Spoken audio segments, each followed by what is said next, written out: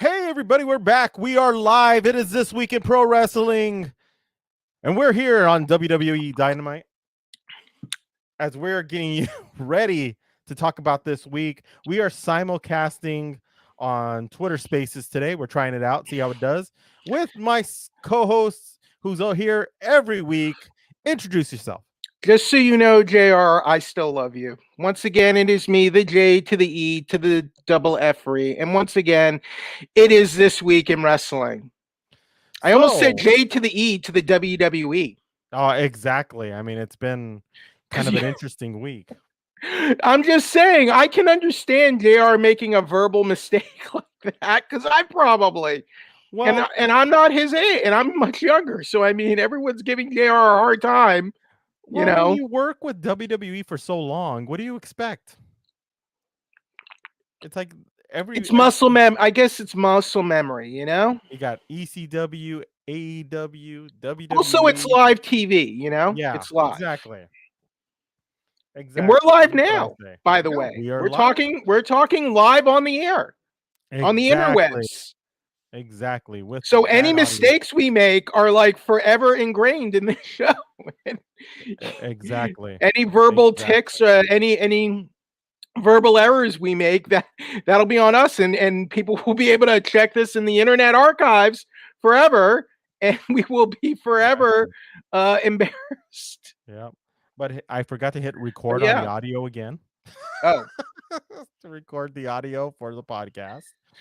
Let's everybody please be patient. It is a Friday and we're a 4-day. So we're not live. So we're not live? We are live, but I haven't recorded the audio off of the board so I could pull the good audio for the podcast. Good audio. So what? Let's start all do we over. Need to restart? We'll do a restart really quick. It isn't like anybody's here, so we'll start right now. Nope. Here we go. Now we should be recording. Hurrah. Yes, now we are recording. Here we go again. Wait, let me start over. Hey, guys, you don't get to see this that much. We don't. This is the first time we have to. This is why I empathize with JR. Exactly. And everyone's all over JR this week. Come on. Everybody does it. Everybody has these issues. But hey, everybody, welcome to This Week in Pro Wrestling. We are back. Another week of great wrestling. A great week to talk about. And with me every week is the guy next to me over here on this side. The J to the E to the WWE. That's the best way to put it. But I'm Jeffrey Harris, and welcome back to This Week in Wrestling. I'm Jeff. He's Mike. Exactly. And we are back, and we're going to start off. Let's kick it off with our first topic of the day. You got it. So what is our first topic? Okay. So this is because last week we were on Thursday, so now we know the main event for Money in the Bank will be Edge versus Roman Reigns, because Edge returned on SmackDown, and it will be Edge versus Roman Reigns for the Universal title at Money in the Bank. That is until WWE decide to put it on SmackDown to appease Fox. Mm-hmm. So there you go. Edge is back, but Edge is back on TV. Edge is back in the fold, and here's, I guess, the good thing here. This will be the first ever one-on-one match between Edge and Roman Reigns in history, because they were supposed to have the WrestleMania match, turned into a triple threat. So now we're finally getting Edge versus Roman Reigns. Which I think this is a better match and a more interesting match to me than what they had at WrestleMania. Even though it was a good match. It was good, and I love Daniel Bryan, but I don't feel like he belonged in that match at all. Exactly. And I agree with you that. So I want to see last week on SmackDown, I don't know what's going to happen tonight on SmackDown, what's going on now, because if you get the East Coast feed, you get to see it now, and we're here in the West Coast. I don't know how it's going to be interesting to see how they play that storyline. Because now Edge has the edge.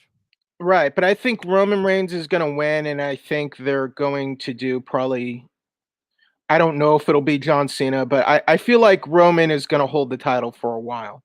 At least, I think Roman is probably going to hold the title through WrestleMania next year. Oh, I think so too. It's going to be a long run. I don't think it's going to be any time.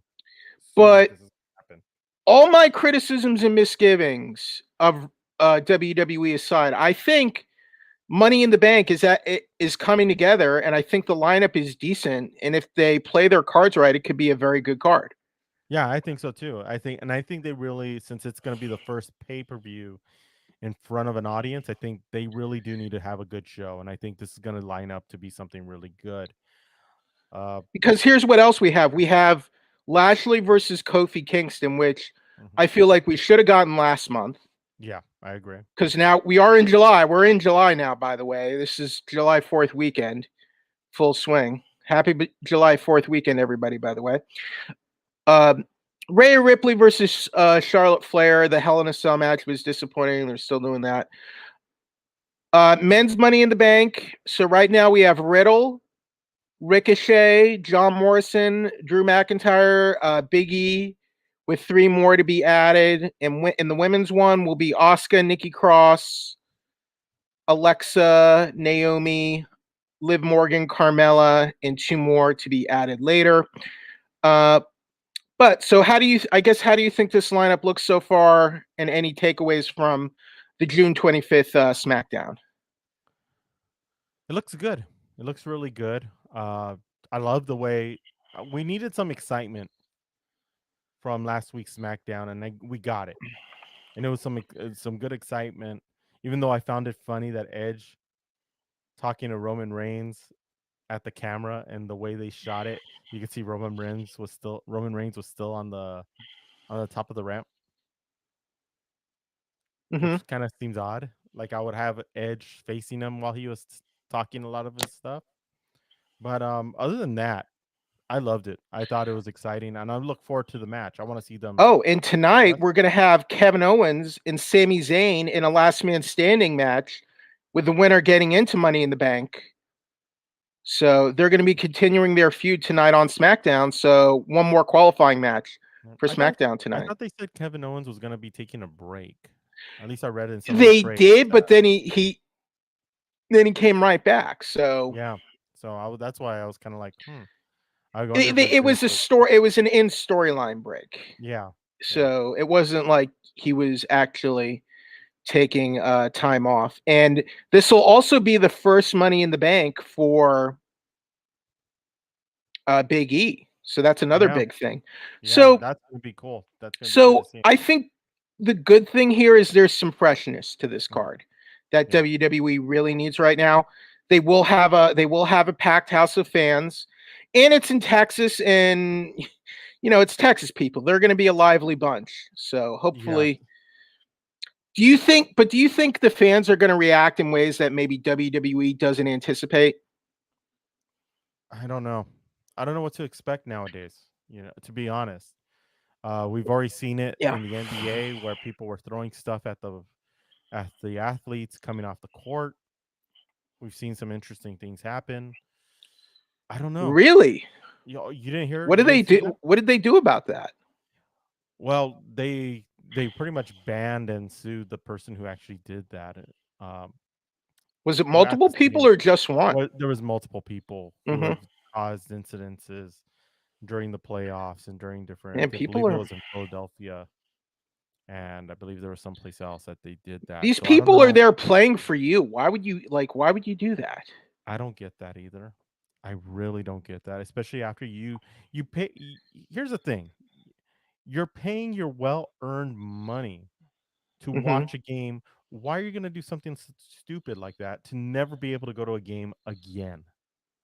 Like, or you get fined even more than what you paid to be there. Exactly. That's why I'm hoping that when WWE goes on the road and WWE goes live, or AEW or any of these wrestling organizations go out, that this doesn't happen.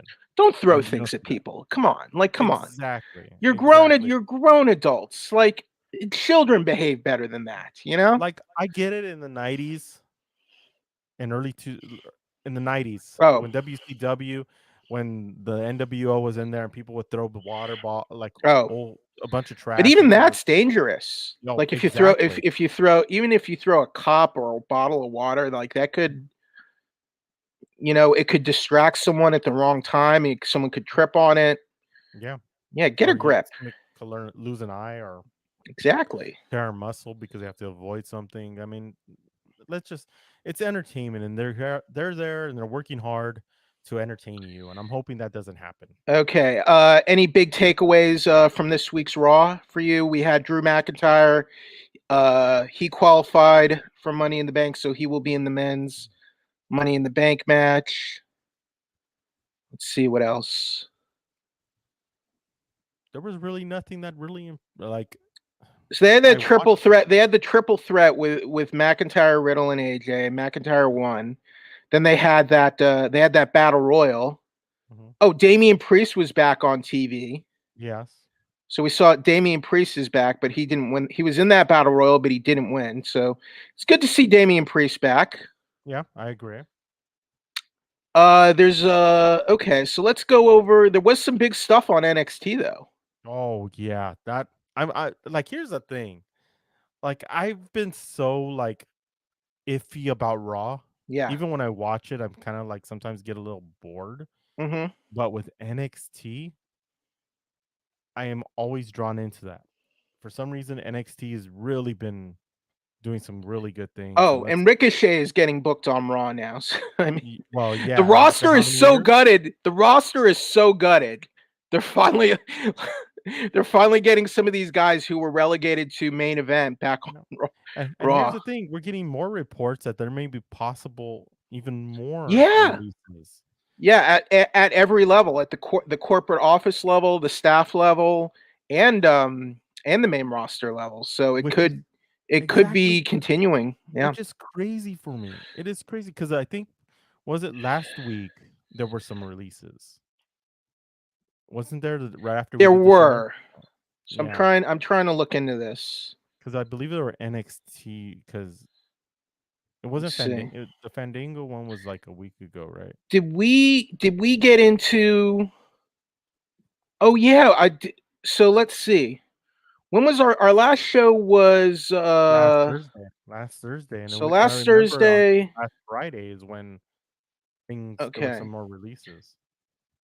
So they released Tino Sabatelli, Bollywood Boys, Marina Schaefer, Kurt Stallion, Marco Ruas, Tony Nese, Aria Daivari, and Everrise. Hmm. So let's see. Today is Today is July okay. 2nd. Okay. So yeah. So we missed. So last Friday is when all these releases started. So we missed all these. Oh, okay. So like let's get into these to the latest releases. Yeah. Okay. Cuz we missed cuz we were on Thursday, we missed all of these. Yep. And one of them, well, well, let's I, start from I I'm number. getting a full I'm going to get the full list. So let's Yeah, I go already got over. Okay. I got the list already. I have Okay. 11 that were released last week. Yeah, yeah. And some of these were deep cuts. Some of Hmm. these were small, some of them were deep. Killian Dane, Yeah. the husband of Nikki Cross, formerly of Sanity. Sanity did make it to the main roster briefly. Mhm. They were a big deal on NXT. They were in the War Games. They were NXT Tag Team Champions. I mean, this is Nikki Cross's husband. And a few weeks ago, Nikki Cross wasn't even getting booked on TV, and we were kind of getting worried about her. Thoughts on Killian Dane? I I'm not shocked because I think almost everybody from Sanity has already been released except for two, which is Nikki Cross and what's his And name? Eric Young got released, Yeah. and Wolf was already released. So Yeah. So all of them, yes, all of them except for except Nikki Cross. Nikki Cross are already all gone. So it doesn't shock me at all.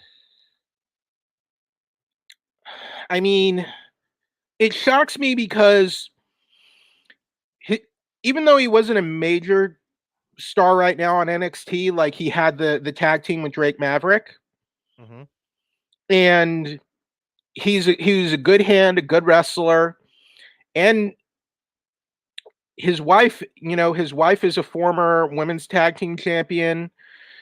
He was a former NXT Tag Team Champion. I feel like Dane is a good name you want to keep around because Yeah. he's a good worker. He's big. He's got a great look.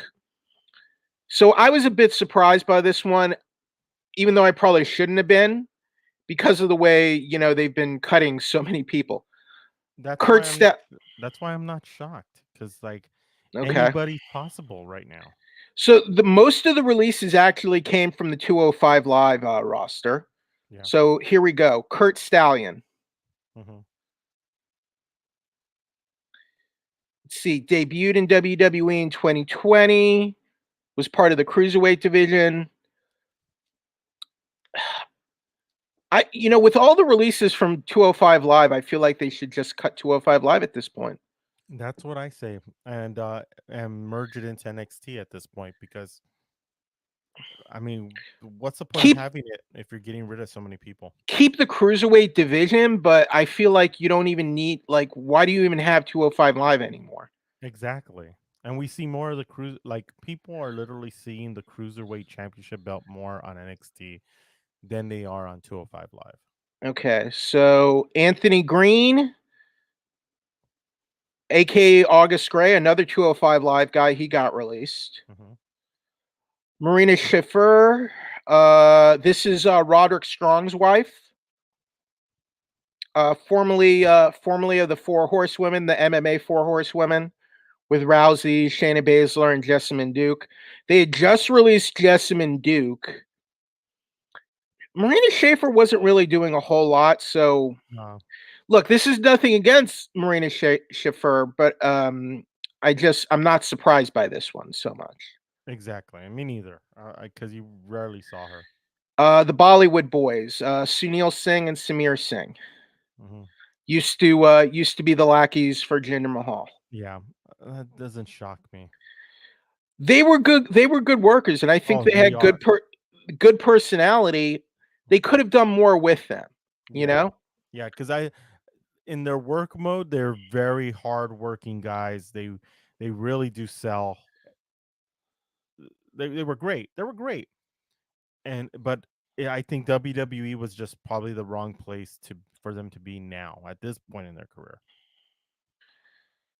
Okay. Hopefully they'll get work elsewhere because I just think the problem was they were a cruiserweight tag team, and they're not. And WWE has little use for tag teams as it is these days. Yeah, So a exactly. cruiserweight tag, and they seem to have little use for cruiserweights either. And I Mhm. mean that's not a knock on them. It's just how WWE is using those types of workers right now.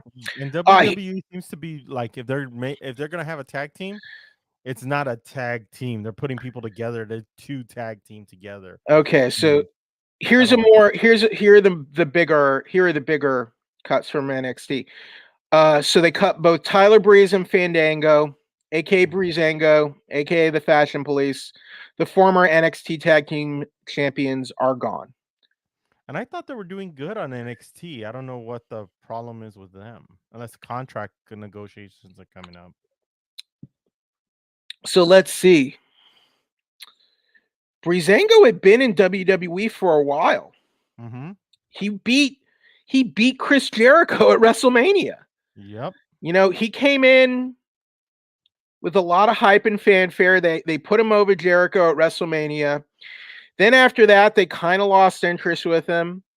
Then he had the then he teamed up with Tyler Breeze. They had the Fashion Police thing, and those were funny. Yeah, Fashion they were. Police was funny. Then they got moved to NXT. They had an NXT tag team title run, and I guess that was kind of like their consolation prize. Yeah. Tyler Breeze is such a good worker. Yes, he is. He was great on his original NXT run. Great look, great gimmick, great character. Remember he had the whole selfie stick thing. Remember Yep. that? Yep. That was perfect for him. Hmm. But here's the thing, too, Yeah. and this is something I don't Okay. get. With a guy like Tyler Breeze, he has his own wrestling school too. With Sean Spears. Yes, that you would think that you would want to keep a guy like that on roster to help the younger guys who are coming in order to get them ready, prepare Right. them, train them, at least have somebody like that on the roster to make sure like everything I smoothly. guess they have give him an NXT coaching role, you Mm-hmm. know? Yeah. I guess they have people like that already. Mm-hmm. Um there was someone else, there was an NXT coach and producer who left Yeah. this week, and we'll get into that more later. Mm-hmm. But I agree with you, but not only that, Tyler Breeze was very well liked. Yeah. Like he Yeah. was best friends with Xavier Woods. Like everyone seemed to like after he got released, like everyone was just heaping praise on him, and everyone was sad to see him go. Yeah. The Twitter post. There were a lot of Twitter posts to see him and Fandango go. Okay, Arturo Huas. This one doesn't surprise me that much. Mm-mm. He'd been there for a while. Only appeared, he appeared sporadically on NXT. This one was not so surprising. I guess Tony Nese. Any thoughts on him? I'm not looking at how 205 has been gutted. It doesn't shock me that they got rid of him too. And he held the cruiserweight title multiple times. Mm-hmm. So Yeah. unfortunate for him. I mean, Nese is a great worker. It's just that WWE doesn't. I mean, I'm not saying WWE should get rid of the cruiserweights. I'm just saying I don't. It always confused me when they started a cruiserweight division because that's more the whole cruiserweight, junior heavyweight style. It's more of a hardcore fan thing. It's more of the fans who like Puro and Japanese wrestling and that faster pace sort of international style, the lucha libre style, the Japanese style. And for WWE to have a division and to have a show like that, it never made much sense to me. And I would imagine most of the guys who are cruiserweights do not want to stay cruiserweights forever either. You Yeah. know? Yeah, I agree. I agree. And I think they want to be on the mid card. I think they want to be wrestling for bigger titles and get their name out there. And I never got the whole 205 live thing. And I Okay. don't know why they never integrated it into the roster and make it a cruiserweight division within the roster Like instead I of I having their own think separate thing. I think having doing a cruiserweight classic or a Yeah. Mae Young classic, that makes sense. Like those make sense to me, but having your own cruiserweight show, like when they just gutted the whole cruiserweight roster, I'm like, why do you if you're not even going to use these guys, why do you even have 205 live anymore? And they Exactly. still do, which I don't get. I don't Here's get that. why this one's surprised. Everrise. So Chase Mm-hmm. Parker and Matt Martell, they just started booking them on NXT TV. Who was the stable Well, record? they were using them as like in the backdrop gimmick. Like they usually Yeah, sell merchandise or anything like that, or to push a transition into something else. You would right. see them a lot in there, and they'd wrestle like once every so often, but you really didn't see them wrestling. And I don't know if it was, and they were getting a push when they first started, but I don't know what happened. I don't know why Well, the they like just got booked on TV, and it looked like they were going to have a feud with Hit Row. yeah. They got beat down by Hit Row and Isaiah Swerve Scott. Mm-hmm.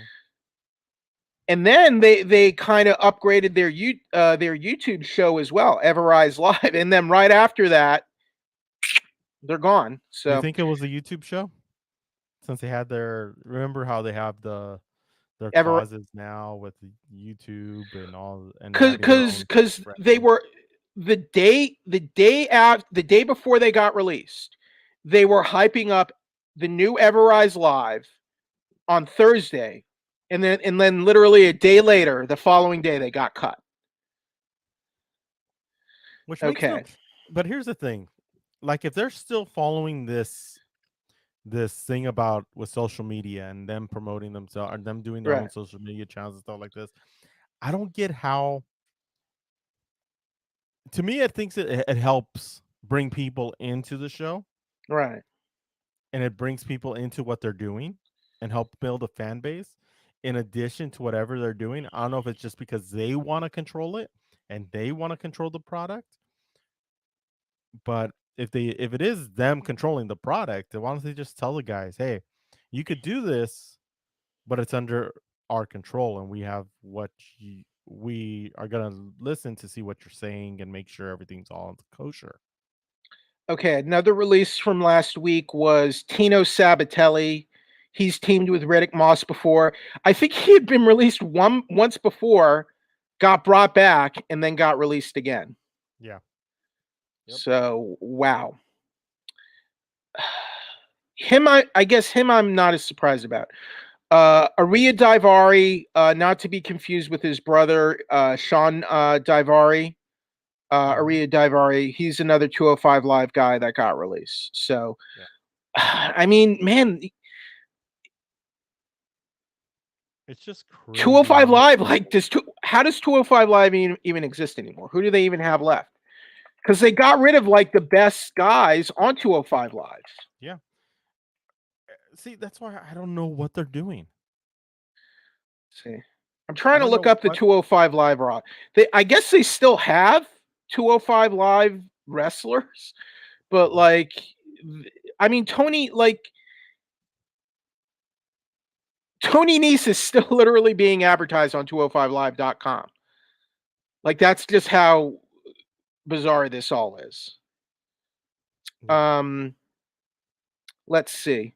So apparently Nick Khan was the one, I think, behind most of these releases. The new WWE president. I've heard that too.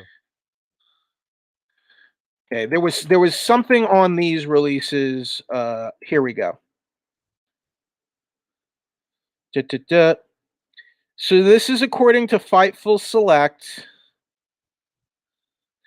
Nick Khan is said to be willing to take any heat over the releases and appeared to be unconcerned about previous plans or projects for talent, who they're married to, how long they've been with the company, or other factors in regard to who was cut. Now, to be pragmatic, from a business standpoint, I can understand, you got to make hard business decisions, and you got to cut people, and you got to make hard cuts. Like, I can understand that. Excuse me. At the same time,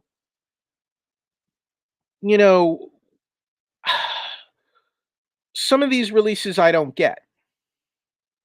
I agree. Like Breezango, because they're good workers. They've been with the company a long time. Okay, I mean, you cut Samoa Joe. You cut Samoa Joe just to bring him back on NXT. Yeah. So these are the kind of things that make no sense to me. I agree.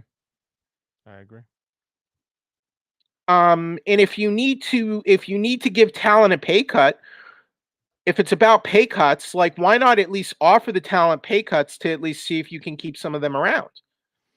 And that's what I'm thinking too. Like, I probably wouldn't want a pay cut, but I mean,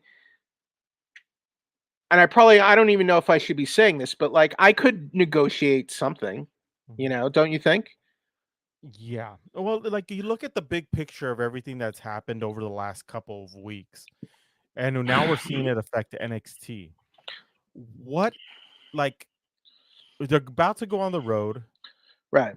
They go out, I believe, this Monday's the last Raw in the Thunderdome, correct? Right. Let's see. Because I know, like, let me look at the calendar. AEW, I forgot, but no, the 12th is the 12th. I think the 12th will be the last Raw. Yeah. So the 12th. So the 16th, yeah. So a week from Monday will be the last Raw, and then the 16th will be the first show on the road. AEW goes on the road next week. Yeah. So, okay. So that's the thing I'm trying to figure out. And for anybody who's come in, we're talking about a lot of the releases that are going on in WWE and what's in NXT now.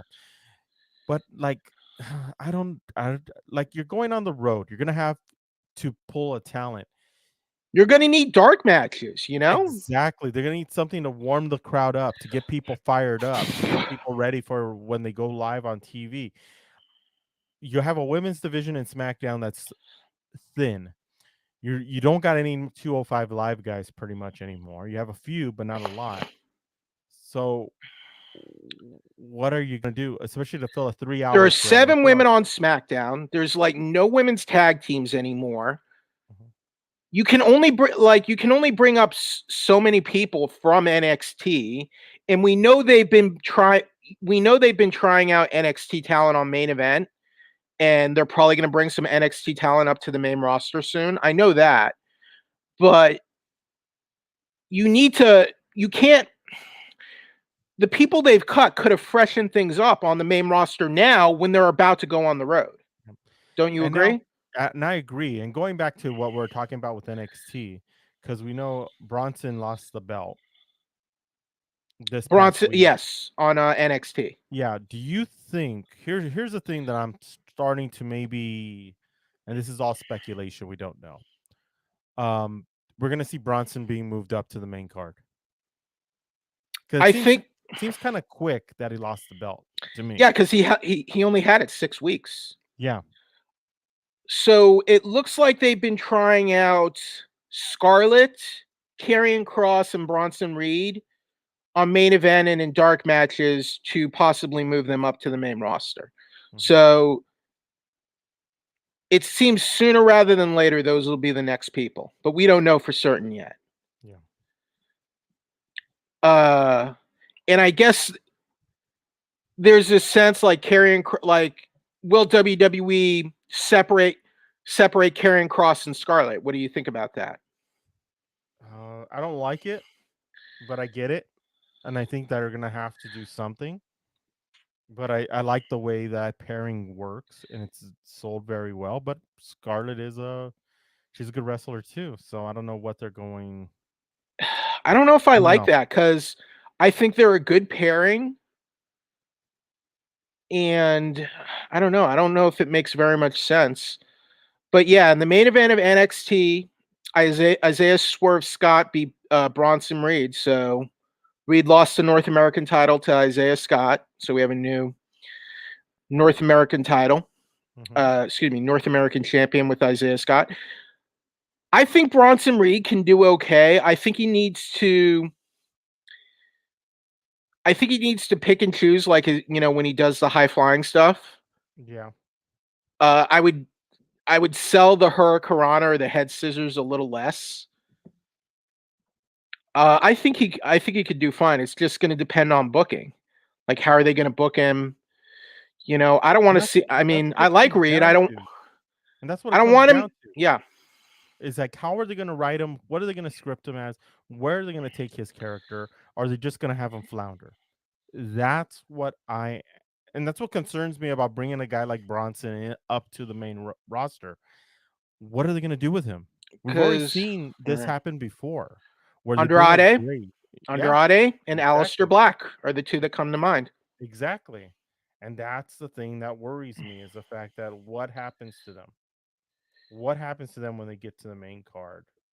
Okay, so also on NXT, Tien Shaw beat Mercedes Martinez and Jake Atlas. Mercedes Martinez got a stiff kick to the head Yeah, by Shia Ling. Apparently, she got hospitalized after that. I hope she's doing okay. because it didn't Uh, look like a work. It looked like she really got hit hard. let's see. Has there been an update yet on Mercedes? I haven't seen anything recently. And That was before a the re- show, I took a that look, was but a I know, the landing looked rough too. Let's see. yeah, and I know I hadn't seen anything, but yeah, injury Let's update: see. Mercedes Martinez after scary knockout on WWE. That was She one was day ago. evaluated back. Fightful reports she was evaluated backstage. Was sent to the hospital for further evaluation. Observer radio expected to recover from the injury. Says it was a concussion. It's not confirmed it was a concussion, but it's not surprising if it was. Yeah, Cameron Grimes was back and beat Ari Sterling. Roderick Strong beat Asher Hale. And Io Shirai and Zoe Stark beat Shotzi Blackheart and Ember Moon, and I guess that makes Shirai and Stark the number one contenders for Great American Bash. So we'll go ahead and let's look at Great American Bash. Definitely. That's So next that week. that'll be this will be the 2001 NXT Great American Bash. So they did a Great American Bash. I think it's 2 nights last year, as I recall. Yes, it was a 2-night event last year. Looks like it's just going to be 1 night this year. It'll be at the Capitol Wrestling Center in Orlando. So it'll be Kyle O'Reilly versus Adam Cole. So they're still going those two. Didn't Yep. they just have? Didn't like at the last takeover they had like a lights out or anything goes match. They're Yeah, and I still thought that was supposed to be the finale or well, I guess. to deal with the issues, but I guess not. Okay, so MSK versus Ciampa and Thatcher. Do you think Ciampa and Thatcher are going to win the belts here? I would Wouldn't like to say surprise me. no because I It wouldn't like surprise MSK, me. but it wouldn't. Yeah, exactly. I agree with you.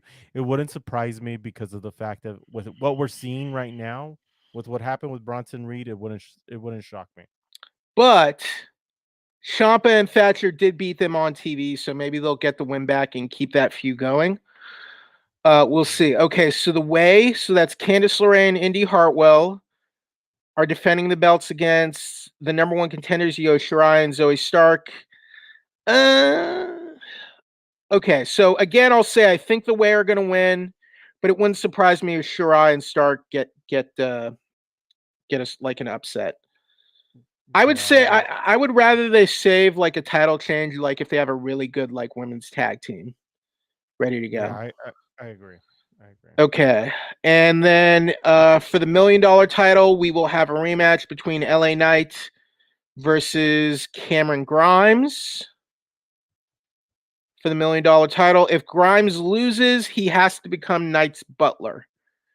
I think Grimes is going to lose, and they'll run with the butler thing for a little bit. Yeah, I think so too. Do you think they'll have him dress up like Virgil? Or do you think that'll be like too? That would suck, but I think it would be funny. Would that be too controversial? Because they kind of like back in the day, they kind of skated by with that. I don't think you could get away with doing that in 2021, but I don't think there's a lot you can get away with anymore from back then.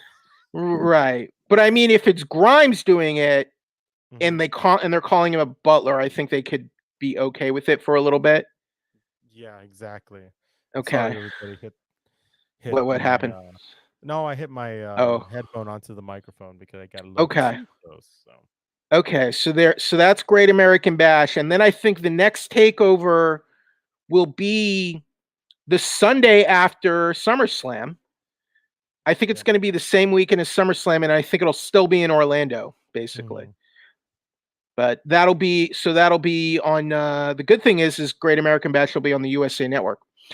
Okay, so speaking of WWE office cuts and releases, so besides the releases from last week we went over, there were also reports that Nick Khan is reportedly leading the charge on the cuts. WWE has released a lot of staff and wrestlers this year. Okay, Sean Ross Sapp with Fightful says there are more WWE cuts coming, staff and possibly talent. John Alba with Spectrum Sports is saying there will be more personnel releasing today. So it's happening behind the scenes as well. It's not just the talent. Yeah. It's happening at every level. So well, and then there's this thing that they're trying to get a deal with New Japan Pro Wrestling to kind of partner up, which I just don't see how that. I don't know how that would work. That's gonna happen. Exactly, that's my biggest thing, because New Japan is a completely different style of wrestling than WWE's doing. Right. And I don't know how. And if they're trying to clear space to actually lure them, it doesn't make sense to me. That's one factor of it. Is Vince McMahon selling the company? That would make sense because he's cutting payroll and cutting expenses in order to make sure that to show that the company can be profitable Okay. before selling. So, I mean, But weren't they already posting record profits even during the pandemic? yeah, they were. So They were. how much more like is this system is this symptomatic, like are they expecting a bigger windfall than expected later on coming out of the pandemic? Are they preparing for like the next year because of the pandemic and how much money they're going to be spending over the next 2 years? I don't know. Like if I see them cut Raw from 3 hours to 2 hours, then it'll kind of make sense. But also too, I didn't in the schedule that they released when they were gonna tour and go on the road that they were gonna Yeah. have the WWE live, those non-taped events as well. I Still, think they are going to I think they are going to have some house shows and super shows again. yeah. So that's where I don't get it. Like, you need guys who are gonna be willing to do I guess those they think non. they have enough. I guess so. I don't know. It's hard See, to tell. like let's see. There is a okay, so here's the return. The return to Madison Square Garden was announced yesterday. Mhm, So New York City at the Madison Square Garden, it'll be SmackDown on September 10th. mhm. So it will be TV. Okay. But I think they do have I think they are going to do some just non-TV super shows during this tour. Yeah. Okay. But you would think that they need guys, like they'll need people to like Yeah, fill you're out going that. you need cuz if you're going to be on the road and you're doing weekly traveling, you need, if you don't cycle through some different people, you're going to be, you're going to be burning guys out again, which was a big that was a big problem before the pandemic. Mhm. I think they were just running their roster ragged and just burning them out. Well, think about it. They're on the road. They used to be on the road, what, 320 days out of the year, Yeah. roughly? Yeah. It's like that's a lot of time And on the road. guys, and back in the day, guys were doing that cuz they were self-medicating with painkillers. They were, they were drugging themselves up and they were, using performance enhancers, Yeah, you know. and those stories are coming out even more now. So it makes me wonder, like, why, like, I don't know, if it was me and I was in charge of WWE, I would get rid of those live shows and those house shows, stick to the television's tapings and have. I would do a few live shows like for certain areas and like maybe overseas. It And just maybe seems. not have, cuz like they I think the problem was like they're doing like the before the pandemic they were doing two sets of house shows at the same time, and I just think it's like too much. I agree. I agree. Okay. So let's look at Dynamite a little bit. Yeah, which was to me really, it was a Good good show. show. It was a really good show. I liked it. It was so Dynamite was live this week. It was still in Jacksonville. It was their last show in Jacksonville, Florida at Daly's Place for 6 weeks because they are going to be going on tour starting next week. So here we go. Penta El Zero Miedo and Eddie Kingston beat the Young Bucks. Yeah. So guess that makes Penta and Eddie Kingston the number one contenders right now for the Yes, tag it is. belts. I don't Uh, think they're gonna win them, but Jungle Boy beat Jack Evans. So Jungle Boy is now, I guess, the most winning wrestler in AEW with 50 wins, hmm, basically. yeah. Miro retained the TV title over Brian Pillman Jr. No surprise there. I think they're doing a good job with Miro for right now. I think they are too. They had him do the best man thing. I wonder though, y- you know, what's his name? Miro and Lana. No, not Penelope. Kip Sabian. Oh, Kip Sabian. When Kip Sabian's going to come back, will he feud with Miro? Oh, you can guarantee that. They're gonna build a storyline into Okay, so now it looks Rebel and Britt Baker versus Nyla Rose and Vicki Guerrero. So it looks like they're going to have Britt Baker versus Nyla Rose next. Rebel and Britt Baker won that match. And in the main event, good match. MJF beat Samy Guevara. Yeah. With help. With help. And then match. It was a really good match. We had Jericho on commentary. Jericho's hyping up. He has to negotiate with MJF next week to get another match with him. Yeah. So kind of like what MJF did with Cody a little bit. Mm-hmm. Now kind of doing it with Jericho. Yeah. The match was good. MJF won, but like MJF is the heel. So yeah, there you go. Yeah. And so Darby Allin, they were going to do like a coffin match with Darby Allin and Ethan Page in Miami, but I guess they've postponed that. Did they say, was it just a storyline, or did they say somebody like they're postponing it for a reason, or is it just what like I mean, it sounded like a work. Like Sting, I think Sting brought out Darby Allin. Yeah, he was in the coffin. And then they attacked him, and then like Page is like, okay, the coffin match is off next week. If Allin agrees not to touch him, then they'll do the match at Fyter Fest. So that's apparently the state of things right now.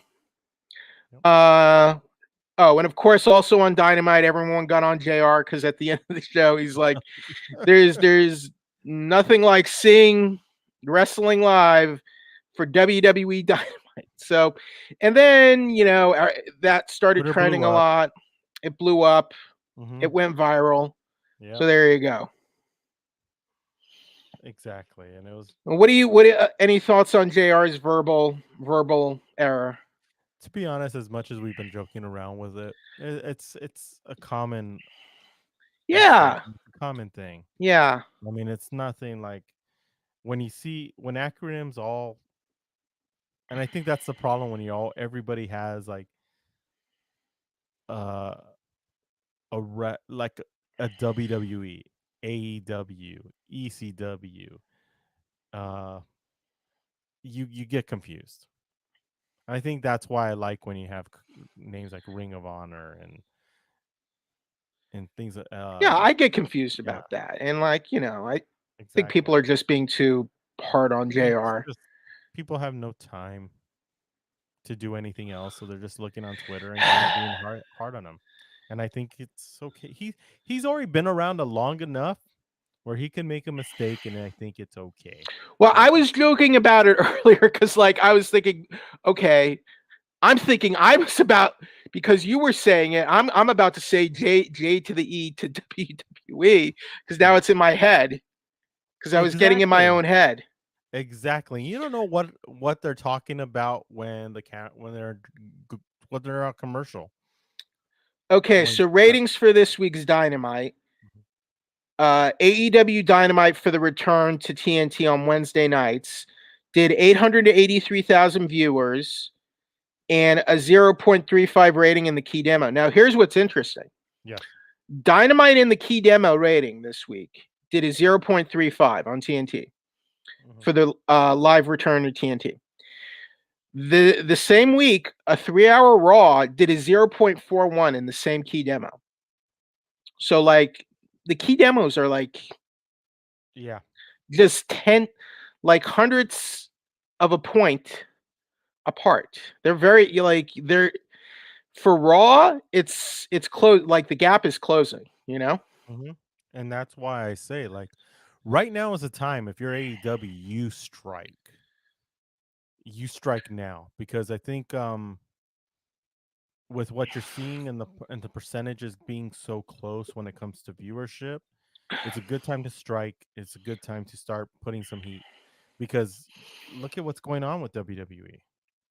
I mean, they're the top dog, but they're releasing a lot of people.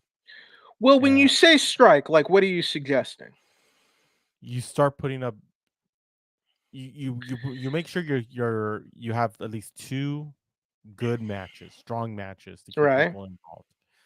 I think you do that week to week, and I think that's going to really help them that they're going to be on the road first, that they're going to be in front of a live audience first Right. between the both of them, and I think that's going to play into their advantage because they did it before WWE did.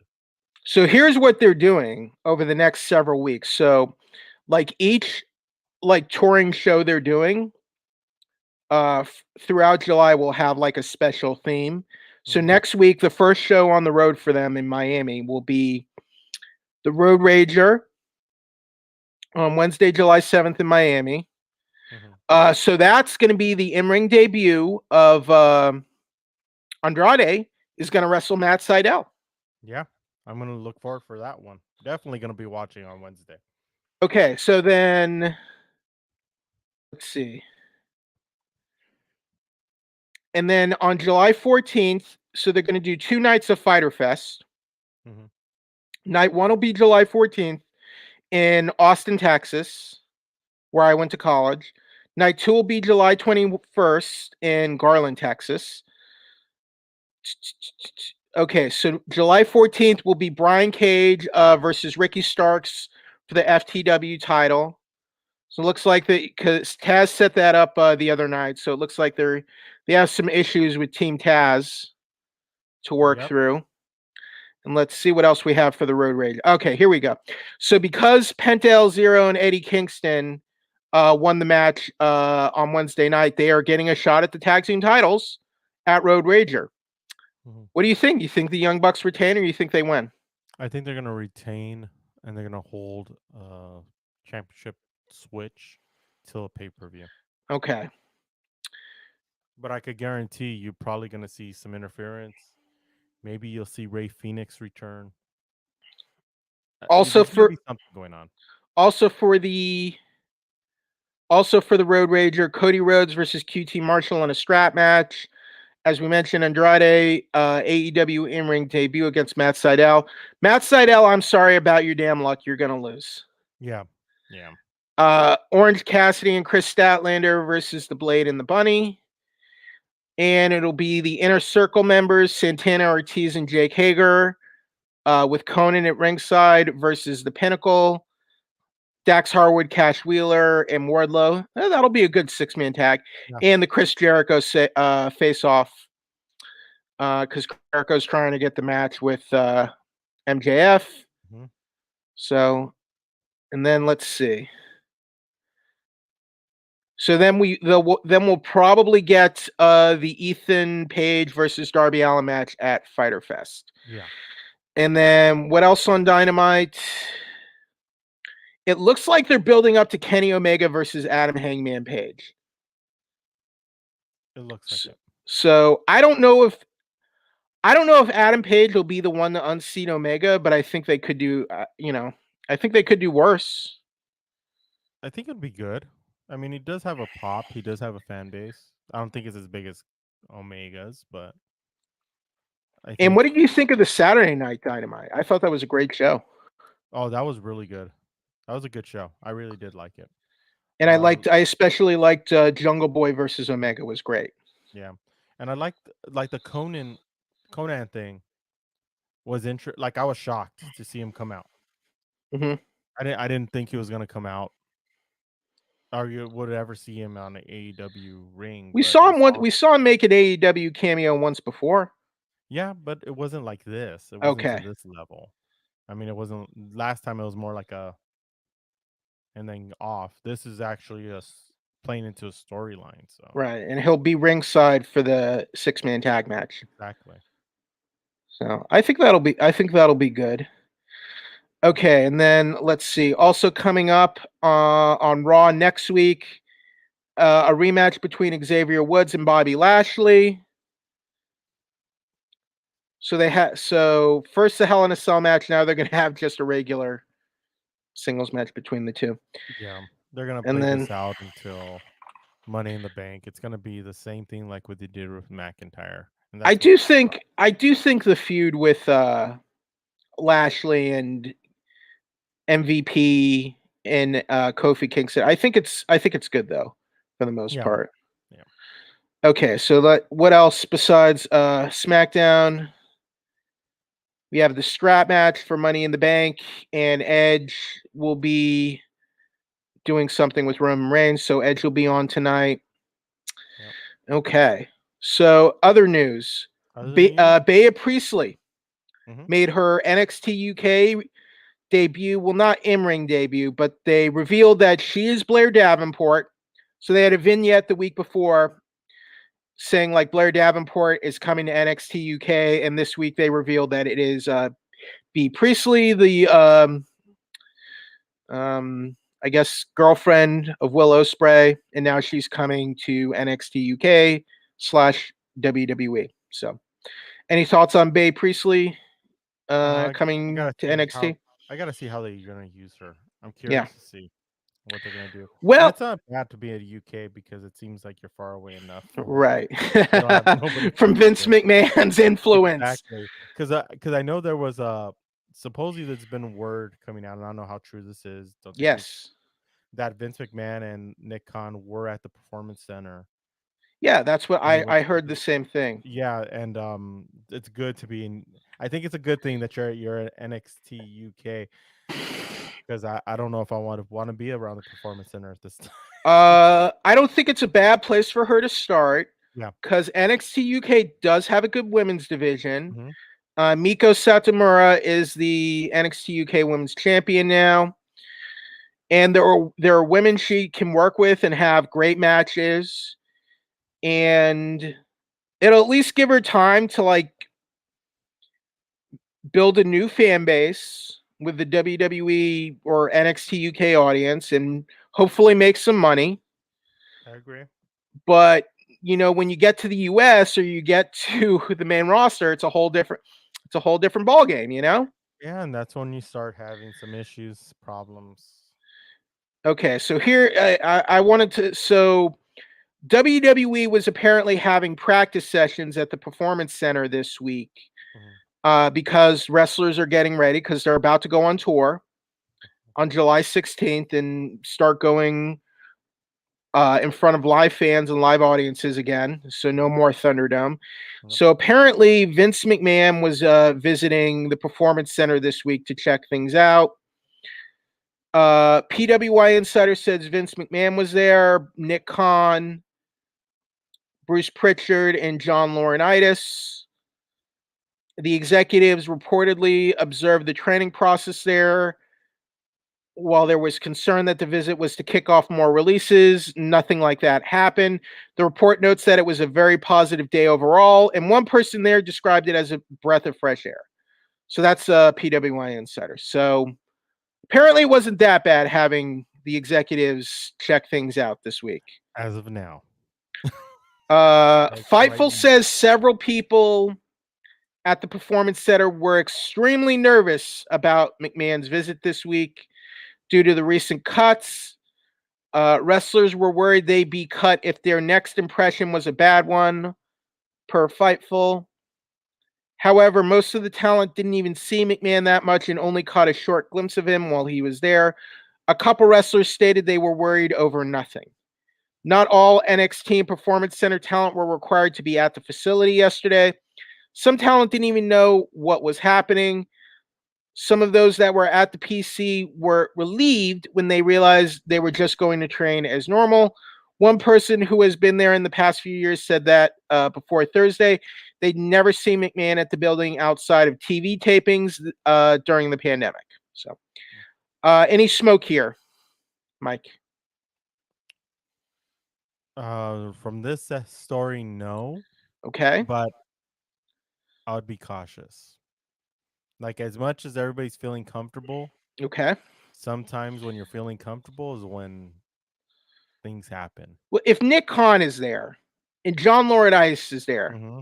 how do we know they're not looking at people to cut Oh, next? exactly. That's why I'm saying like I don't know like there's something about John Laurinaitis that I really don't like in his role, even though I know He got he's a promoted back to his old job right before all these cuts started. yeah.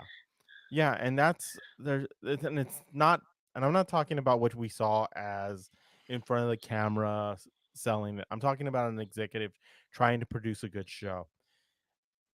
I think what makes what I've seen from other organizations that have a lot of younger talent, guys who Okay. had just left, who are starting up, who are trying to put the shows together. Where WWE still has a old mindset from back in the day, Mm-hmm. and I don't know. Like you wonder what direction they're gonna go. And when you have Nick Khan there, I wonder if he's looking. Who do we keep? Who do we cut? How much more can we cut off of any payroll that we have? That's a lot of. Or who they're going to send up and show out more because they're not paying them as much. So they will save money to move somebody up and then get rid of somebody else who's making more. The other big deal he reportedly put together was the zombie thing at WrestleMania Backlash. Yeah, and that was so What was that Zack Snyder movie? Army of the Dead. the Okay, Dead. so he apparently put the promotional deal to have the crossover with Army of the Dead at WrestleMania Backlash. That So was so bad. apparently that was like his business contribution to the product. But Yeah, and it was bad, and we're still seeing Miz in a wheelchair after all that. but It was apparently they got paid a decent amount of money to make that happen. well, that's all nice and good, but you could have done that and just like, hey, presented by Army of the Dead on Right. Netflix, or Sure. show some commercials, not to have zombies as the guys being the lumberjacks, and Apparently they wanted zombie lumberjacks. it's just So here's another weird story. Do you know who Canyon Seaman is? no, I don't. Okay. Canyon Seaman is sort of another talent development guy. So there was this weird report. He's the senior vice president of talent development.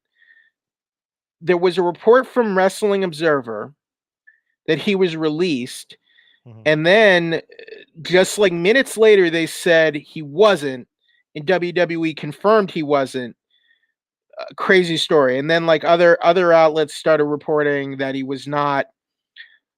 Apparently, there were rumors over the weekend that he was definitely gone, but I don't know. Mhm. That's a strange story.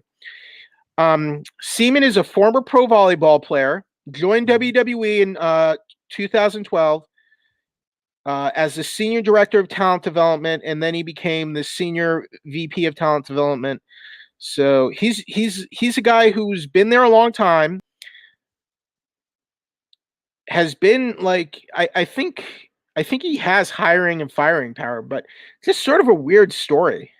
It really is. That's a weird story. I wonder because there have been all these like office releases. So I guess people thought this was the latest one, but apparently he's still there. So I don't know. I wonder if this is a sign of something else. But remember Tom Pritchard? Yeah. He Dr. Tom Pritchard, he wrote a tweet and he didn't mention Canyon Seaman, but people think like he had heat with Seaman, Mhm. and people thought he was talking about him when he said, "A little bird texted me some interesting news this morning. I find it true and more that no one escapes karma. Good luck in your future endeavors, a-hole." So people thought he was talking about Canyon Seaman in that tweet, but then everyone's like, no, WWE didn't fire him. So I wonder what's going on there because like in terms of behind the scenes bureaucracy and all that, this is very bizarre. It's And very that's the thing, bizarre. and this is the thing. Like I talked to you about, is like it seems like it's more interesting behind the stage and what's going on behind the curtain than what's going on in the ring and in front of the curtain. You could make like a weekly 1 hour drama right now Mhm. about just all this All of kind it. of like Game of Thrones kind of like maneuvering and soap opera. Triple H and Stephanie, the power couple, are they waiting? Are they trying to get their power to run WWE when Vince is gone? And then you have You know, the new hotshot corporate president Nick Khan coming in, changing everything up, and then you have the talent who are just desperate to, you know, get a paycheck to support their families. You could make like a very riveting drama out of all this, because it's more exciting to me, all these stories, than what's happening in front of the camera right now. You really can, because it seemed like there was a point that every week it seems like there was an announcement of somebody getting released. Then it came every other week. And last week we saw releases. It's like, what? It brings up the question, like, what in the world is going on? I understand saving money, because like any sports team, Yeah. any team in any pro sports team But tries to why are cut you payroll. saving money if you're making record profits? See, and that's the thing. When you're like normally, like let's say like a team like the Mets, for example, the Mets, or even the Houston Astros. So you got your Houston Astros cap on. Yeah. Let's take the Houston Astros. Let's say Okay. they're financially, the ownership group wants to get out of the pro sports biz, because uh, usually when you own a team, you're you making money, but you're always losing money at the same time. You're not making as much as you lose. And let's say we want to get out of the pro sports business, our ownership group. How can we do that? How can we get top dollar, make a profit for what we do? And then that's when you start cutting the players, cutting payroll, making sure you still keep people trying to get into the seats, and then sell the product at top dollar to somebody who actually does want to buy a pro sports team. And that's why, like, when I see people saying and thinking that WWE is thinking about getting sold, it's not. I'm not That's saying it one more. shouldn't happen, It's one but working theory. It's a yeah, working theory. exactly. And that's what you see in pro sports, is the fact when you unload high dollar contracts, and you either trade them to get smaller value contracts, or you just get rid of them and Now, you bring in the guys from the minor league. Eric Bischoff, the former president of WCW, the Hmm. former executive director of SmackDown, he went on his show 83 Weeks. He says they're not selling. Hmm. Here's what he said. The more I'm convinced WWE is not for sale, I'm not suggesting that'll never happen. Nobody knows for sure, and I'm not privy to any inside information, but I'm more and more convinced that what WWE is doing, and I think Nick Khan is probably the catalyst for a lot of this, is making good business decisions. What was their stock price before COVID? Somewhere around $70 a share, give or take. Now it dropped down to the mid 30s when COVID hit. I was pretty convinced that without touring, the idea that component of that business model was going to evaporate. I was kind of like, wow, this is not pretty for WWE. That entire company has been set up on a business model where live events and merchandising were such a big chunk of their overall revenue stream. The stock went down, and I thought it was going to be hard for this company to get back where they were. But I think the stock is around $56 or $58 a share. If I'm WWE and I'm on the board, or the chairman, or just a shareholder, I'm sitting there wondering, what are they going to do to get that stock price back up to where it was? That should be everybody's goal.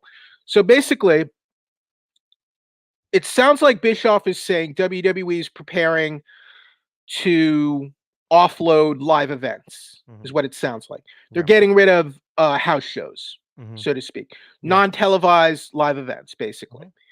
And that apparently before was a big part of the WWE revenue model. Basically gone during COVID.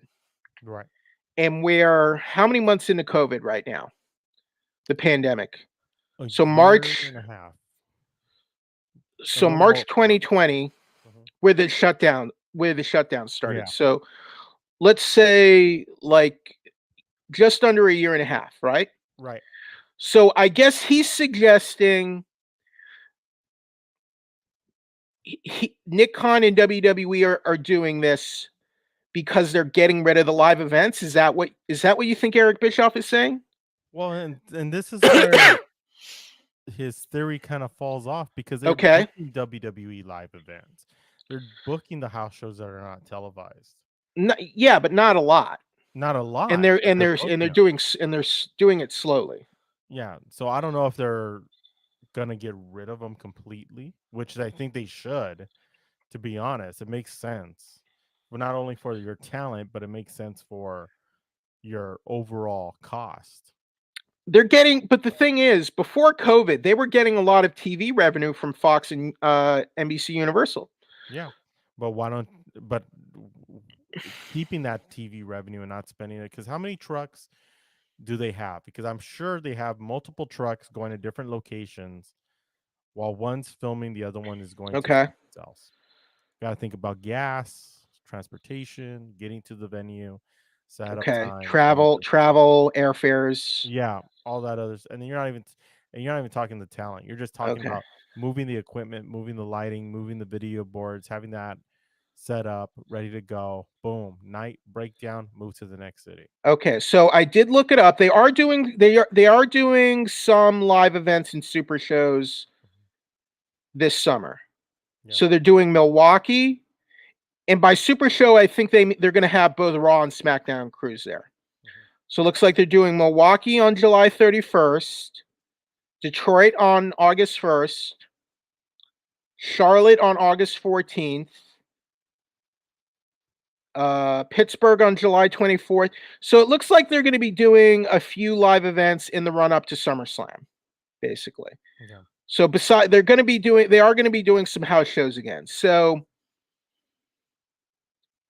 quite a few. It looks like quite a few throughout And that's throughout July and August. and that's So why I say, like, if you're gonna hmm, be cutting down the house, if you're gonna get rid of the house shows, and that's the thought, you wouldn't be like, to be honest, if you're going right now is a time where you just don't book those and you go back on the road and nobody questions like, hey, when is it gonna come to when are they gonna do these super shows or live shows? Even though I don't think nobody would really care, but because you never got the top pet talent. But because like, if you're gonna do this, because it's like do it now. before the pandemic, the house shows weren't doing like huge attendances anymore. They Yeah, just weren't. like I've heard people going down to San Diego that had the non-taped Yeah, shows and they weren't crowded, they weren't sold out. like 3,000 people, like under 5,000 people. Yeah, but then that's why, like I say, like Bischoff makes sense in saying that, but why would you book him again? Why would you start out going out again and not just cut him out completely? I guess I think the Sports Business Journal reported that there is a demand for live events right now for live sports, even though it's sports entertainment for WWE. And I guess when you look at the ticket sales for SummerSlam, they're almost sold out for what their set capacity is. Mhm. So maybe there is a good demand now for live events for WWE. But then that would sort of, if they're going to continue doing these events, it would sort of make Bischoff's comments kind of pointless. Right. So I But then honestly, it I'm goes not back sure what to WWE is doing here, quite then it goes frankly. back to the talent Yes, that you've released so many people already. right. Are you gonna have? Do you have enough guys? Are you gonna be overworking the I guys I guess you have the already? one thing I guess the one thing they're doing here is they're doing combined rosters Mhm. for the super shows. Yeah. Normally, what WWE was doing pre-COVID, they would have the SmackDown house shows and the Raw house shows, Mhm. and some NXT house shows as well. So here they're doing Raw and SmackDown. Mhm. So they're doing combined. Yeah. So that's how I guess they're going to get around the fact that they gutted every roster that's on TV. And now They're here's going to have to run combined shows for a while. yeah, and here's another thing that I just thought of. Okay. What are they clearing room to bring in or to even go after bigger stars? I think they're Let's like say Bray Wyatt. here's another working theory. Mhm. The working theory is WWE does not want a big transcendent star anymore. That'll be like a Conor McGregor, The Rock, Stone Cold Steve Austin type of level. Brock They Lesnar. they don't want they want Right. They want the brand to be the star. They want the WWE brand to be the star. They don't want a star that's bigger than the brand, like a Hulk Hogan, Brock Lesnar, The Rock, Stone Cold, etc. But to be honest, isn't that what made WWE in the first place? It's a good point. It's a good point. I don't see, because would WWE be at this level if it wasn't for guys like Hulk Hogan, Andre the Giant, Iron Sheik, right?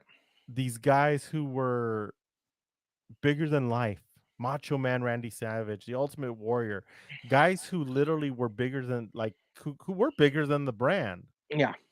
but their growth brought the brand with them. I don't know if we'll ever see like another period like the Rock and Wrestling era, referring to the 1980s, and then the Attitude Era, because in the Rock and Wrestling era you had Hulk Hogan, Randy Savage, Andre the Giant, later Ultimate Warrior, huge stars, and then in the Attitude Era you had Steve Austin, The Rock, and then you had Triple H, The Undertaker in their prime, and all that. Yeah.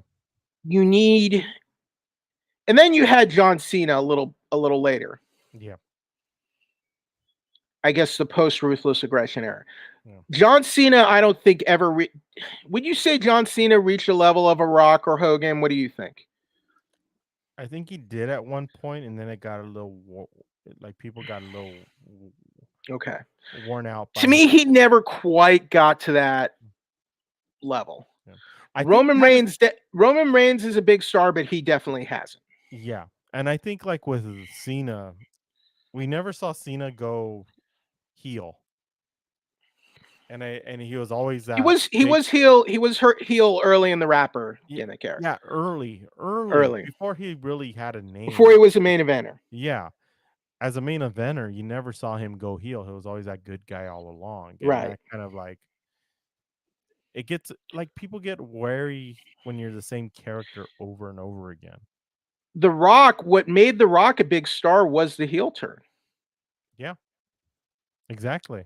That's what made him into. That's what made him into The Rock. Yeah, and he kind of was that line between heel and babyface throughout his career. Like you didn't. But when he first came in, he was a bland vanilla babyface named Rocky Maivia. Yeah, he was a smiling. He was a good guy, happy to be there. You know, fulfilling his family's legacy. Yeah. He was a smiling. He was very vanilla, bland, and fans did not like it. Fans rejected it. Then he turned heel, said screw the fans.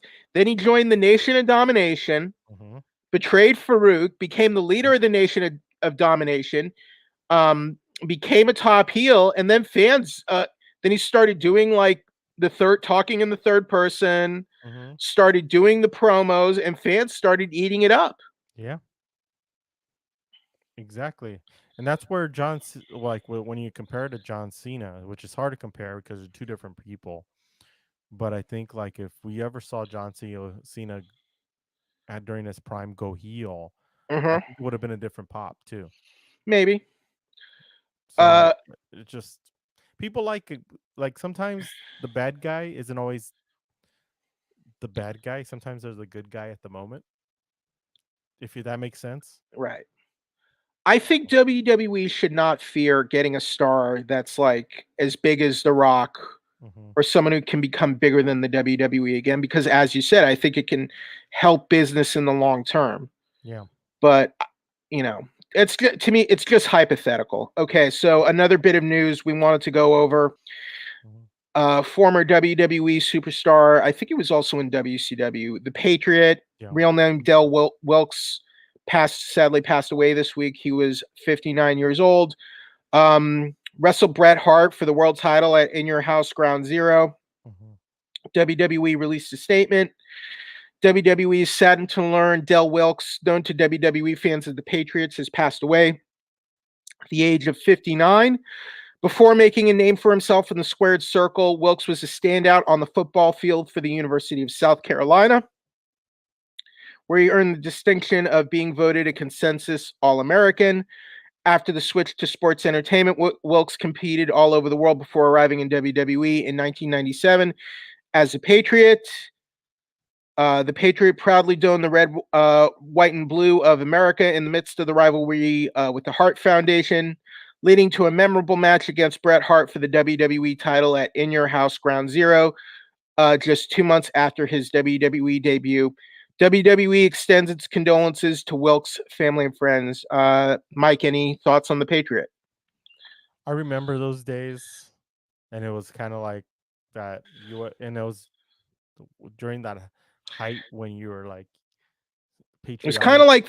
of like the start of the Attitude Era in Yeah, WWE. exactly. And I remember those days, and I thought it was a great work with him and the Hart Foundation and the Hart family, because it was that back and forth that really that in that U.S. pride to Canadian pride, it was such a great storyline, and it really sold him. It really sold the whole, because and then also too, you didn't see that at that time many wrestlers who wore a mask into the ring. You saw a few, it happened every so often, but you never saw it that much. And he was one of the guys who had the mask, had the red, white, and blue. And his entrance theme was later used for Kurt Angle. Exactly.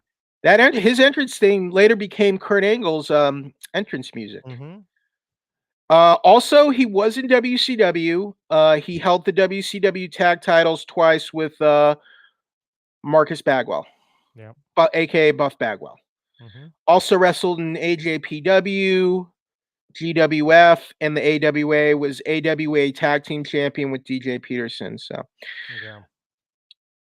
man, 59, not very, pretty I was young, reading the 59. story. Yeah, I was reading the story about him, and after wrestling, he went through some hard times.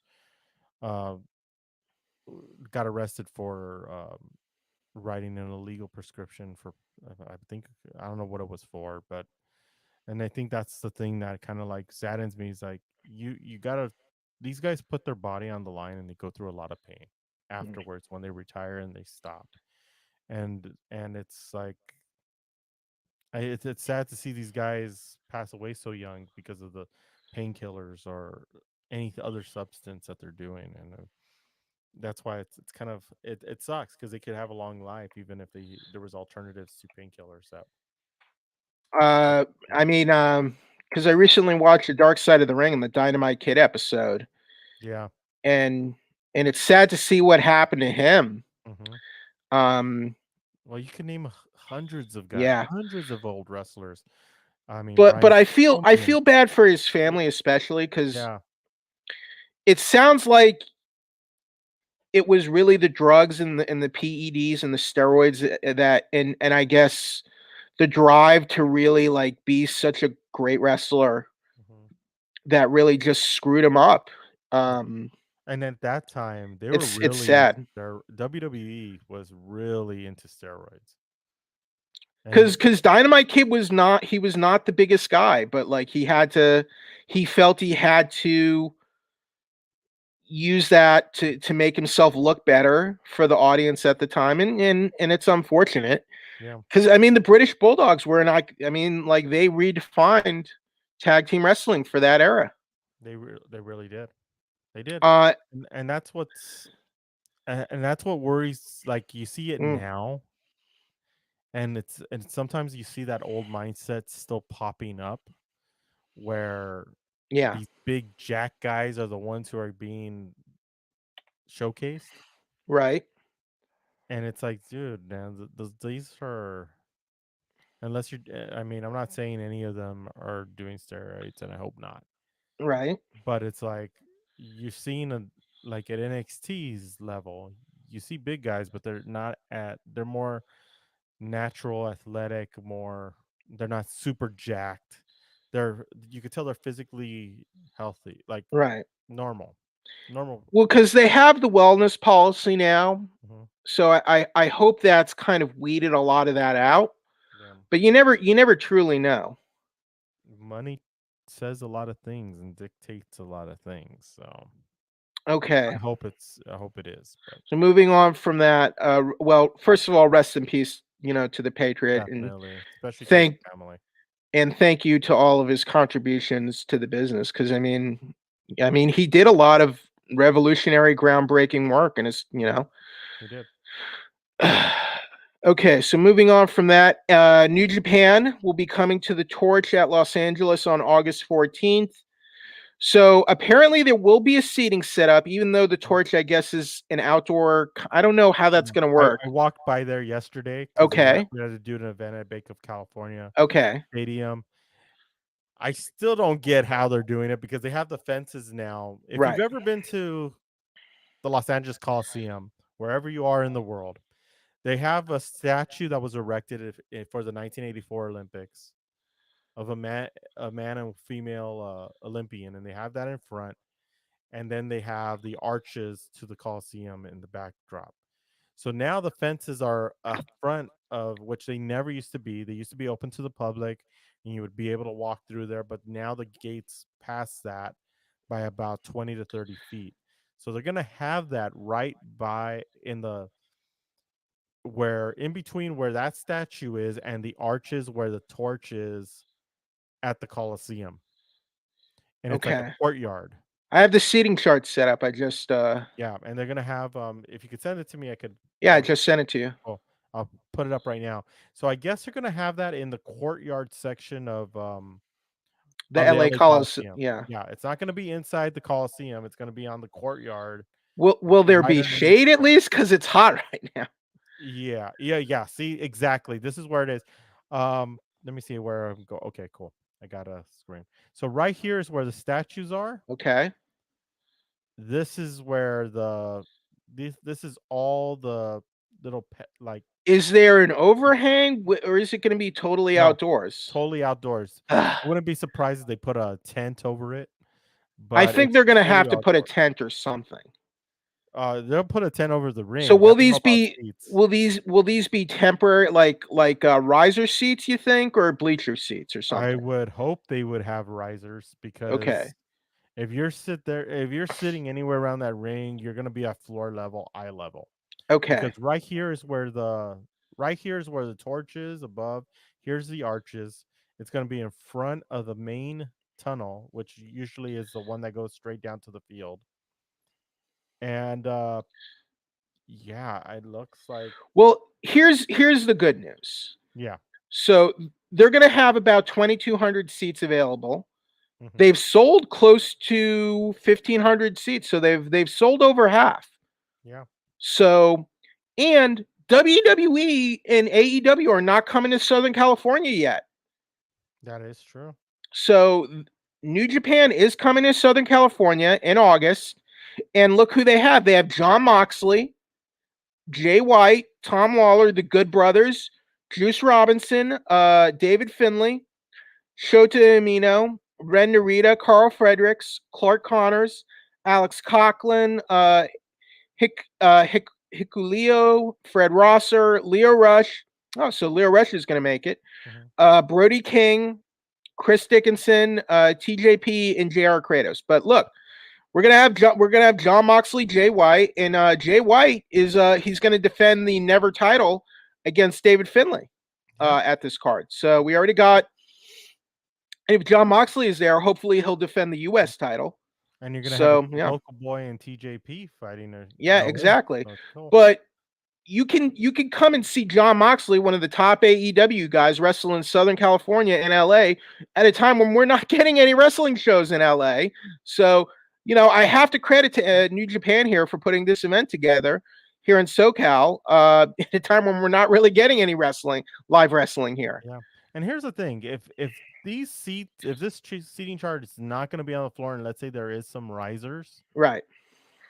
let's see how much They'd cheaper have that would be. to see. I don't know. I don't. $79 right there, right floor. They got to have some kind of temporary seating set up here. Yeah, because like, I mean, they have some good prices on the tickets, Okay. and they're affordable prices. I mean, as cheap as $39, and as you get closer, they go up. But if it's on the floor, it's gonna be. See, I wouldn't want to be that far back Yeah, toward the exactly. statues. If it's a riser, I can. Hmm. It's okay. It's cool, you know. And I think this completely So makes it it looks so they've simple. sold a good amount of seats here, though, from what I They can did. see. They did, and these seats were expensive. They're not I expensive. imagine. I imagine by the time the event rolls around, they'll be close to sold out, if not sold out. Yeah, and these seats are expensive. But at least they're not actually And expensive. here's what people need to understand. Mhm. Like the pandemic has been slower here in California than really like any other state in the union. Yeah, And I mean because in we've terms of actually. restrictions lifting and whatnot. Yeah, Like but we we've went actually cared. what? We took this seriously. Let's be Yeah, honest. well, not just that, but like we went to Black Widow Monday and we Mhm. still had to wear our masks in the theater, Yeah. just for example. So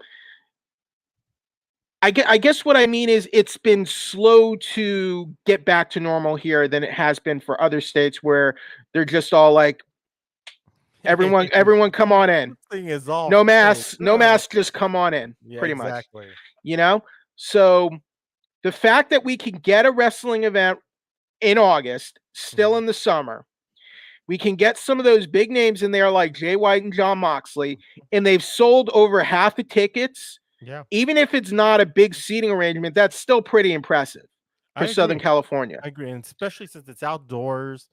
If you're vaccinated, and the way the rule has been lately is if Yeah, you vaccinated at an outdoor event, you don't have to wear a mask. provided those people are also vaccinated. Exactly. Yeah, Well, exactly, and I don't know which how is many both of people. which is both of us. Exactly.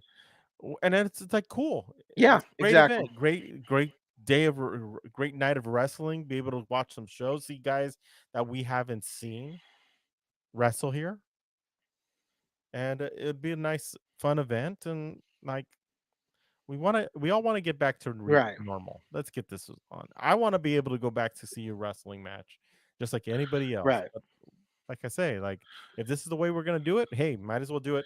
It's not that And expensive. my hope is once this gets started, New Japan can keep. New Japan has was running good shows here Yeah, before the and shutdown, so I and hope they were that'll gonna be in. continue. Yeah, and they were gonna be in Long Beach too. Remember I told you about that one? Yeah, Long Beach At and the wall. I hope they'll go back to the Walter Pyramid because that's a great venue for them.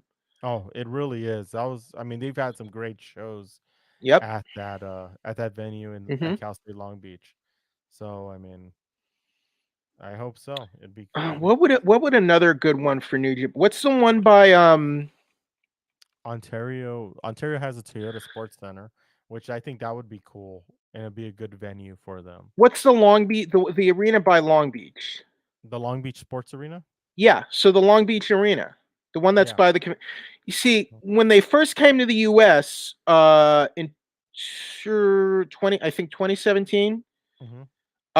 they did the shows in the Long Beach Convention Center when I think they could have filled up the Long Beach Arena, Yeah. but they should do the Long Beach Arena at some point. Like not right away, give it some time, and then I think they can get it. Okay. Even if they decided to go to USC and do it at the Galen Center, I think the Yeah. Galen Center Okay. is a perfect size venue to have Let's New see. Japan Pro Wrestling. Galen Even though I Center. think they could probably, though, to be honest, I think they could fill an even bigger venue at this point. You need the big names to do that though. Hmm. And Oh yeah, maybe you'd have to bring the big names. they need I think, in terms of striking, once they're able to, AEW and New Japan should put on a super show together. Yeah, I think that would That's be huge. that's my idea of when you say strike at WWE, that's a thought in my mind. Hmm. Get with New Japan, put your heads together. Let's do a big like super show for the fans. Put it in a big arena, whatever, New Japan Pro and Wrestling Bullet you Club can fill it versus up. Yeah, EW Bullet Club. there you go. That'd be awesome, New especially Japan, since right? Tama Tonga has been like He's been getting on on that. there. Yeah, Yeah, he's been building that up. that would be the great storyline. AW Bullet Club versus New Japan Pro Wrestling Bullet Club. Okay, so one update on Rebel. People were worried that Rebel was injured on Dynamite this week. According to Fightful, she had a dislocated kneecap. Ooh. Said to be in good spirits. Recovery time for dislocated kneecap is around 6 weeks, but it's unknown how much time she'll be out. So Rebel is apparently doing okay, and it was not. So she did have an injury, but it not as bad as like a torn ACL. Yeah. So That's it's probably. I don't think you need surgery on a dislocated kneecap, do you? I do not know. Okay. Never Well, had that problem. best wishes to Rebel. Hope she heals up soon and she'll get back into the ring in no time. I agree. She's a part of that feud with Nyla and Britt Baker, Exactly. Our Lady Britt Baker. Okay. Matches All right. are Any other major news items you wanted to go over? no, Anything we might have missed? no, nothing for this week. I think we covered everything that Yeah, we there's have. a lot. There was a lot longer show this week, but a lot happened last Yes. week in the last week. Let's see what happens next week. Yeah, and next week, at least we'll be coming back after the Miami show, Yeah. and then we'll have WWE going on the road to look forward to, Yeah. and of course, Money in the Bank. So And stay tuned for next week yeah. because next week we're gonna be moving the show again. It would probably be next Friday again too, if everything works out with both. Oh, and I Maybe just that's and for 411, I just booked an interview for 411 for my yeah. other So podcast. we are getting really busy lately for everybody to know. So the show's gonna jump around Okay. to what's available to where our schedules are because we do cover a lot of other things other than pro wrestling. So definitely stay tuned to your social media, the socials. And also Loki watch party. Yeah, exactly. We got a Loki watch party again on Tuesday. Looking forward to that because last week's episode was awesome. I'm still wrapping my head around that Oh, one. you know what show I'm looking forward to? WWE Icons Lex Luger. Ooh, that's gonna be interesting. Like I'm Luger, looking for that too. like Luger was never the biggest star that I guess we thought he was going to be, but he in the late '80s, early '90s, he was a pretty big star. Yeah, he was. I mean when he tag teamed with Sting and everything, it's just I remember how big he was and it was like awesome. I remember that. But But I there mean, is he had an incredible look. I mean, oh, I enhanced or not, but yeah, he was a pretty. I mean, he looked like he was going to be like one of Ric Flair's heir apparents. yeah, that's exactly, and that's what I thought too. But But he was. I mean, he did make a pretty big mark in the business, all things mhm, considered. So yeah, I'll be curious to see how this documentary explores his career, and I kind of want to watch that one. Yeah. yeah, and that one I want to see that one, and I also want to see the one that's coming up. That's another wrestling related show. That's I believe it's on Stars. Heels. Oh, That'll be the drama Yeah, with Stephen Amell, yeah, I'm looking forward to that. and That that'll be. actually looks very interesting. But that's going to be about like the local, like a local territory, a Hmm. local indie. Yeah, We need a big wrestling drama about like a WWE type. It does mhm. don't call it WWE, but like a company of WWE's level, and just all the people getting fired, people getting cut, people backstabbing each other to get ahead, to Don't get we a have that promotion, already? all of that. Don't we have that already? It's called WWE Raw, SmackDown, They're not NXT. doing that. They're not doing that on Raw and SmackDown anymore. Yeah, It's happening. It's happening on the websites, in the news. We need to yeah, make that into the TV show.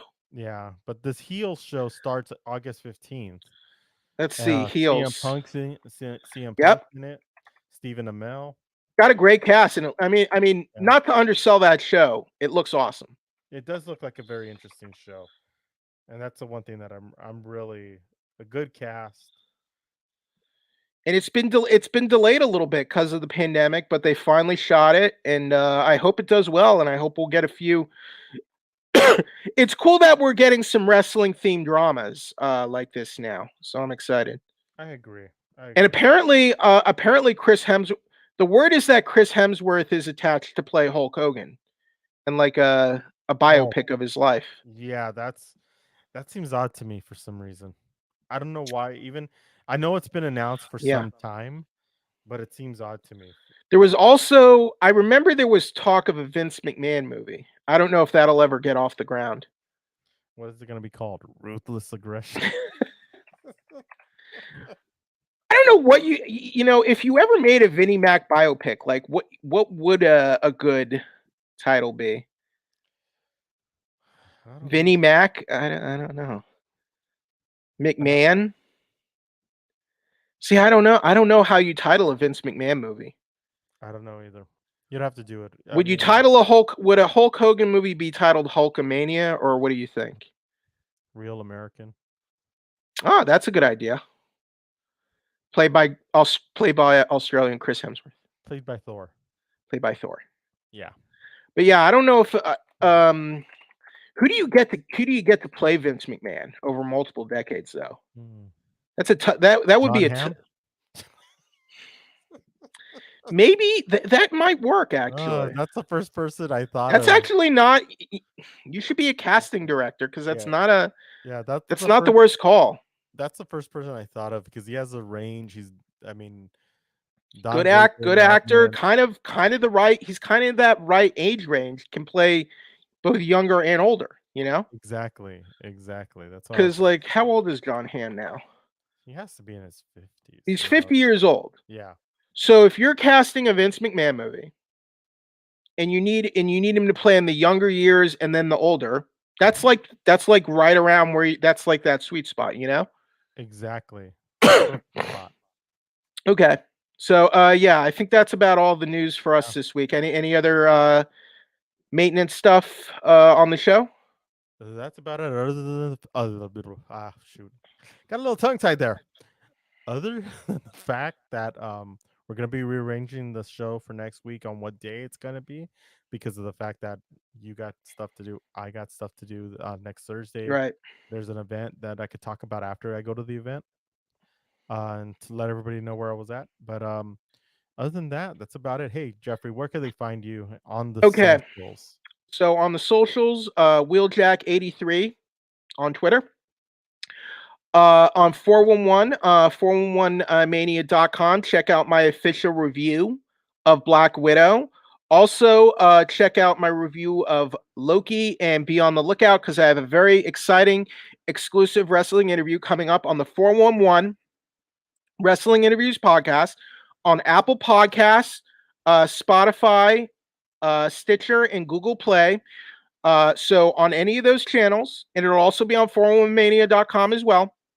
Gonna have a really great, exciting interview with a big star who's been in TNA, WWE, and is currently part of the Ring of Honor roster. So I'm very excited about this one. Don't want to jinx it just yet, though. He's wrestling at ROH Best in the World a week from Sunday in a big match. Very interesting. Very interesting. Let's see who it is. Well, I'm Mike Sandoval. I'll tell you next week. Next week I'll be able to tell you. Sounds great. And you can find me here on MUSE TV, where I'm always at. Pretty much live here. It's like my house. So there you go. I do have a Black Widow review. I give you it right now. From earlier this week. It's kind of iffy, up and down for me. But yeah, you can see it on the YouTube channel right now. And then we got a bunch of other stuff. Check out the channel. Yesterday we were at the first ever event for Angel City FC, the brand new National Women's Soccer League team that's coming into LA in 2022. So yeah, check us out. And once again, as we always do every week before we end, we want to thank the people over there at Tascam celebrating their 50th anniversary. We're using the Model 12 to fill in all the sound and set it all through there. So thank you so much, Tascam, and we look forward to seeing you next week here on This Week in Pro Wrestling. This week in Dynamite WWE? This week in AEW Raw. There you go. WWE Dynamite.